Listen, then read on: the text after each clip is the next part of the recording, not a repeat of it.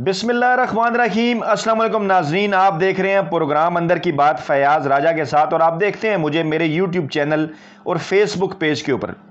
दोस्तों, इमरान खान ने अपनी सियासी ज़िंदगी का एक इंतहाई अहम तरीन फ़ैसला कर लिया है और ये फ़ैसला वज़ीर-ए-आज़म पाकिस्तान इमरान खान का जो सियासी कद है उसमें मज़ीद इजाफ़ा करेगा। मामला कुछ यूँ है, जैसा कि थंबनेल में भी आपको पता चल रहा होगा कि इमरान खान से मशवरे के बाद, इमरान खान से ग्रीन सिग्नल मिलने के बाद, इमरान खान से गो अहेड मिलने के बाद स्पीकर कौमी असम्बली असद कैसर ने कौमी सलामती की पार्लिमानी कमेटी का एक इंतहाई अहम तरीन इजलास जो है वो 1 जुलाई को तलब किया है, जिसमें पार्लियामेंट के अंदर जो है वो इंतहाई अहम तरीन और खुफिया इन कैमरा ब्रीफिंग जो है वो दी जाएगी और 30 बड़े जो हैं वो पाकिस्तान के अहम तरीन मामलात के ऊपर सर जोड़ेंगे। इसकी तफसीलात हम आपके सामने रखेंगे, लेकिन मुझे इस बात का अंदाज़ा है, आप कह रहे होंगे, आपको हैरत भी होगी कि एक तरफ इससे पिछली वीडियो में मैं आपको ये बताता हूँ कि इमरान खान के ख़िलाफ़ साजिश हो रही है और दूसरी तरफ जो है वो इमरान खान अपोजिशन को एक मरतबा फिर बिठा रहे हैं। तो ये मामला क्या है दोस्तों? मामला ये है कि पाकिस्तान एक कबायली सोसाइटी है, पाकिस्तान एक तकसीम दर तकसीम, पाकिस्तान के अंदर पार्लिमानी जमहूरियत है, तकसीम दर तकसीम है। और ये बात बिल्कुल एक हकीकत है कि इमरान खान के अलावा भी जो दीगर सियासी जमातें हैं, चाहे वो मुस्लिम लीग नवाज़ हो, पीपल्स पार्टी हो या दीगर सियासी जमातें हों, मुल्क के अंदर क्योंकि पार्लिमानी जमहूरियत है तो उन लोगों ने भी वोट हासिल किए हैं, उनको भी वोट पड़ते हैं। डेफिनेटली लोग अपनी सोच के मुताबिक उनको भी वोट डालते हैं। इमरान खान ने जहां 2.25 करोड़ वोट लिए तो वहां पर जो दीगर सियासी जमातें हैं, पाकिस्तान मुस्लिम लीग नवाज़, पीपल्स पार्टी और दीगर जो छोटी जमातें हैं, उन्होंने भी जो है वो अवाम से वोट हासिल किए, क्योंकि पाकिस्तान जो है, मैं आपको पहले बता चुका, एक तकसीम दर तकसीम जो है कबायली सोसाइटी है और इसको जो है वो पाकिस्तान को जमहूरियत ने इस तरह से जोड़ कर रखा हुआ है। तो इस सारे मामले के ऊपर जो है वो इमरान खान का ये जो फ़ैसला है वो इंतहाई अहम तरीन है और इस फ़ैसले के बाद फिर स्पीकर असद कैसर ने ये फ़ैसला लिया, इमरान खान से उन्होंने गो हेड लिया। और इमरान खान क्योंकि किसी के साथ उनकी कोई ज़ाती लड़ाई नहीं है, इमरान खान की जो है वो किसी के साथ को पर्सनल, किसी के साथ को उनको गरज नहीं है, बल्कि इमरान खान अक्सर ये कहते रहते हैं और ये बात करते भी हैं कि आप मुल्क के लूटे हुए पैसे वापस करें, मेरी आपसे क्या लड़ाई है, हम मिल बैठते हैं, इस मुल्क को आगे बढ़ाने की कोशिश करते हैं। तो अभी भी उन तमाम तर चीज़ों के बावजूद आप सोच रहे होंगे कि कभी मैं वीडियो करता हूँ कि ये जो सियासी जमातें हैं ये मौजूदा हुकूमत के ख़िलाफ़, पाकिस्तान के ख़िलाफ़ साजिश कर रही हैं और दूसरी तरफ इमरान खान जो है वो उनकी हुकूमत, उनके स्पीकर कौमी असम्बली, इनको साथ बिठाने की बात करते हैं। तो ये क्या मामला है? मामला वही है, जैसा कि मैंने आपको पहले भी अर्ज़ किया, कि इमरान खान पाकिस्तान की खातर, पाकिस्तानी अवाम की खातर, पाकिस्तान की सलामती की खातर, पाकिस्तान की खुदमुख्तारी की खातर इनके साथ जो है वो बैठने के लिए तैयार है। लेकिन वाज़ह तौर पर उन्होंने ये बात एक मरतबा फिर की है, उसी के बाद ये इजलास जो अहम तरीन है कौमी सलामती कमेटी का, ये तय पाया है, पार्लियामेंट के अंदर होगा, पार्लियामेंट के फोरम के ऊपर हो रहा है। लेकिन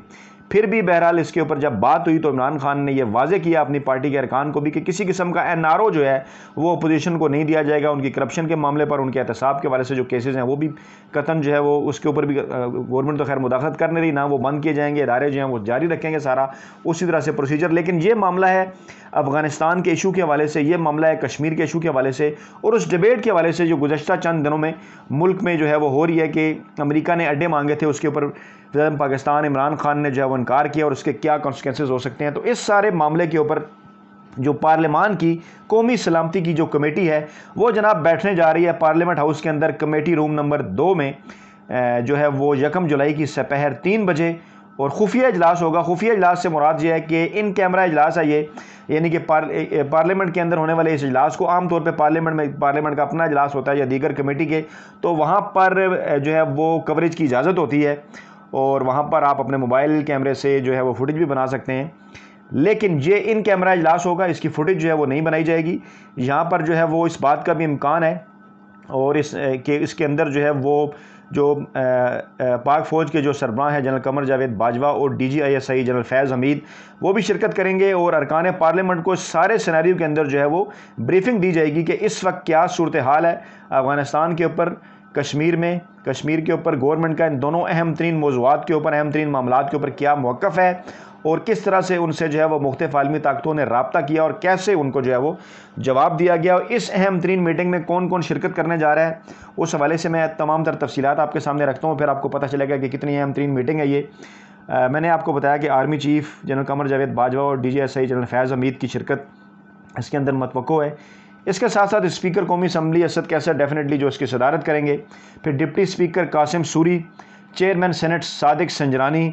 اور پھر قائد ایوان ہے سینٹ کے اندر شہزاد وسیم، شاہ محمود قریشی وزیر خارجہ، شیخ رشید احمد وزیر داخلہ، پرویز خٹک وزیر دفاع، فواد چودھری وزیر اطلاعات، پھر اسد عمر ہیں وزیر منصوبہ بندی، اور بابر اعوان جو مشیر ہیں عمران خان کے۔ یہ تمام تر لوگ اس کے اندر جو ہے وہ شرکت کرنے جا رہے ہیں، اور اپوزیشن کی سائڈ سے بھی جو اپوزیشن کی جماعتیں ہیں، جو پی ڈی ایم کی جماعتیں ہیں یا ان سے ہٹ کے ہیں، اور یا عمران خان کے پاکستان تحریک انصاف کے جو اتحادی ہیں ان کو بھی اس کے اندر دعوت دی گئی ہے۔ شہباز شریف اپوزیشن لیڈر اس کے اندر شرکت کریں گے، بلاول بھٹو زرداری جو کہ پارلیمانی لیڈر ہیں پاکستان پیپلز پارٹی کے، وہ شرکت کریں گے۔ طارق بشیر چیمہ پاکستان مسلم لیگ کاف کے پارلیمانی لیڈر، وہ اجلاس میں شریک ہوں گے۔ خالد مقبول صدیقی متحدہ قومی موومنٹ کے پارلیمانی لیڈر ہیں، وہ اس کے اندر شریک ہوں گے۔ غوث بخش مہر جی ڈی اے کے پارلیمانی لیڈر ہیں، وہ شریک ہوں گے۔ اختر مینگل صاحب شریک ہوں گے جو ہے وہ Balochistan national party B N P Mengal کی جانب سے۔ شاہزین بگٹی جمہوری وطن پارٹی کی جانب سے پارلیمانی لیڈر، وہ شریک ہوں گے۔ یوسف رضا گیلانی پاکستان پیپلز پارٹی کے رہنما ہیں لیکن سینٹ میں قائد حزب اختلاف بھی ہیں، وہ شریک ہوں گے۔ مولانا اسد محمود